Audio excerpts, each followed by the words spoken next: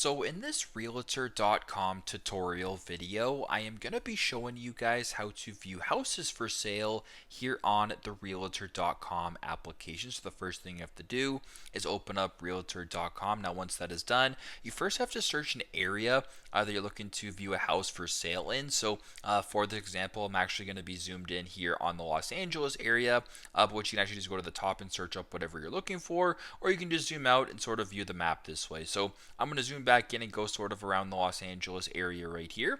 As you can tell, a whole bunch of different little red dots, or I guess, houses for sale do appear on the screen. Now, if you want to go to the filters thing here to make sure that you're looking for houses for sale and not houses for rent, for instance, press on filters right here, and where it says right down here, just go to the top where it says buy, rent, and just sold. Press on buy, and then press on see homes right here. Now you can view houses for sale in the area that you selected. So super simple, super straightforward, but this is how to view houses for sale here on the realtor.com application. Thanks again for watching, and I hope this video helps.